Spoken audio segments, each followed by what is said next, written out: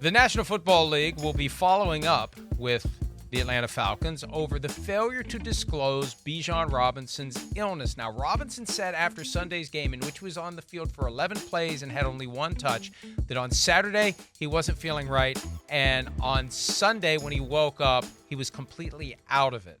The Falcons never disclosed that he had an illness. The Falcons didn't say anything, but they barely used him. The Falcons will claim, hey, he played. No harm, no foul. He played. But come on, let's apply common sense here, and we have to consider the broader context. The fact that the NFL is stuffing its pockets with every last dollar it can get from FanDuel, DraftKings, and every other sports book that is willing to pay the NFL. You cannot allow this to happen. You cannot let a team hide a condition like this that clearly affects the availability, the playing time, and the performance of one of the players that is the subject of a lot of for cash, fantasy football, prop bets, etc. Right.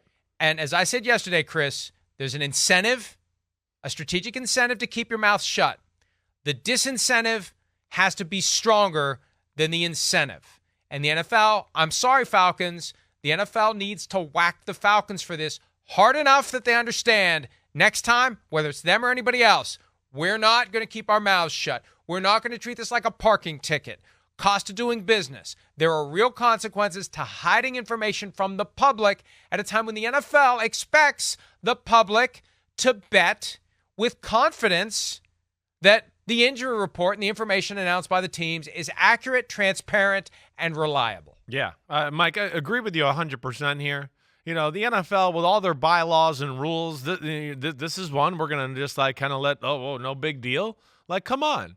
That's not right, right? And I look at it too and just go, you know, like if I was a bettor and I had a significant amount of money on that game, right? I mean, to me, it's just a matter of time before you look at it and I go, well, who's going to sue the NFL? Like, what bored rich guy that gambles on games is going to go, you know what? I'm going to sue the Falcons and the NFL. I bet $100,000 on a game. They're supposed to let me know the facts of the betting situation. They've hid that against me. I'm sure that's against some of the fine print somewhere. Either way, it ain't a good look like you're talking about. Oh, yeah, come on, gamble money. We're getting billions from all these companies. We're not going to tell you anything that's going on behind the scenes that's going to affect it, but we just expect you to throw your money out there. It's a gamble anyways, but now we're even swaying it to screw you over more. The NFL has to fix that. I hope they don't come down hard on the Falcons because I think a lot of teams have done this already. I think they have to send a letter out to all 32 teams, though, and go, if this happens again, then Mike Florio's consequences that he just talked about happen, and you're going to lose something significant. And that's where it's got to go because you're right. There's no excuse for this right now in our current environment. That's what happened in 2012 when former Commissioner Paul Tagliabue rebuked Roger Goodell for singling out the Saints for a cultural issue in the NFL as related to the bounty system. Everybody had them, but they found the Saints and they made an example out of the Saints. And Tagliabue said that's not how you change culture.